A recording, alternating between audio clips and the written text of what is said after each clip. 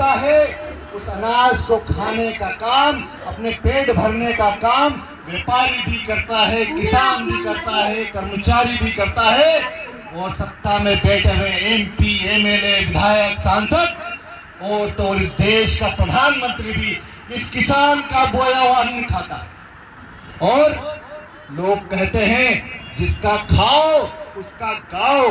न जानी कौन सी प्रजाति इस देश में पैदा हो गई है जो किसान का खाना तो जानती है लेकिन किसान के सीने पे लात मारने का काम करती है। साथियों, 21 साल पहले जब 2003 में कांग्रेस की सरकार थी, मुझे आज भी याद है सोयाबीन का भाव 3200, 3400, 3600 हुआ करता था।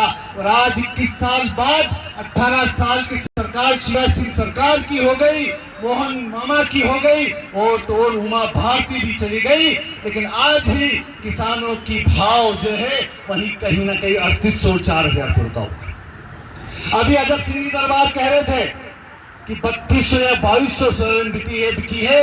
मैं दरबार साहब में आपसे कहना चाहता हूं, कल ही अजनाई के किसान जब कृषि उपज मंडी शुजालपुर गए तो 3200 का भाव किसान की सोयाबीन का भाव मिला है। अरे धिक्कार है ऐसे प्रशासन पर जो किसान की कीमत का, किसान की पसीने की कीमत का भाव नहीं दे सकते।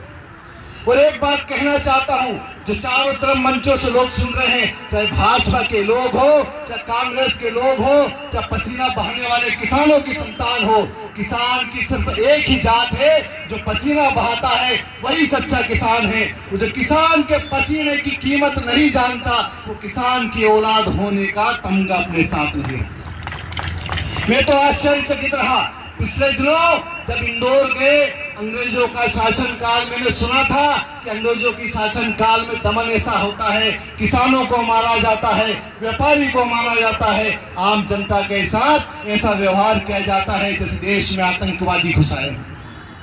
20 तारीख के दिन जीतू पटवारी हजारों लोगों के साथ आप लोगों की आवाज उठाने के लिए, क्या आवाज थी? आवाज थी कि मेरे किसान भाइयों की कीमत मिले गेहूं की 2700, सोयाबीन का भाव कीमत मिले 6000, धान बोने वाले हमारे किसान भाइयों की कीमत मिले 3100।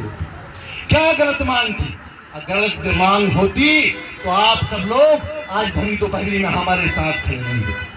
जीतू पटवारी के साथ में प्रदेश के पूर्व मुख्यमंत्री माननीय दिग्विजय सिंह जी के साथ में 1.5 घंटे तक ऐसे रोक कर रखा गया जैसे प्रदेश में नहीं इंदौर में आतंकवादी घुसाए हो।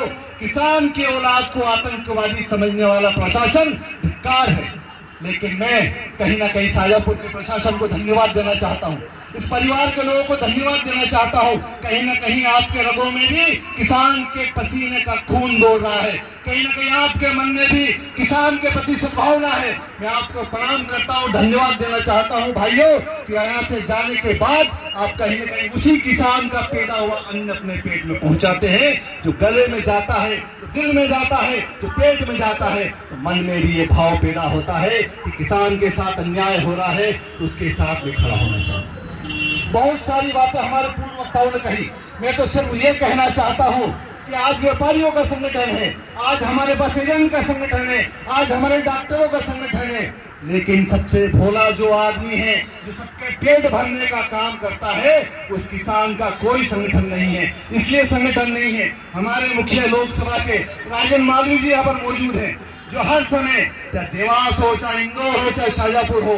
जब किसान की बात होती है वहां खड़े होते हैं। लेकिन मैं कहना चाहता हूं, अगर किसानों का संगठन नहीं बना और हम अपनी आवाज उठाने के लिए आगे नहीं बढ़े तो आगे वाली कौम और आगे वाला भविष्य कभी आपको माफ नहीं करेगा।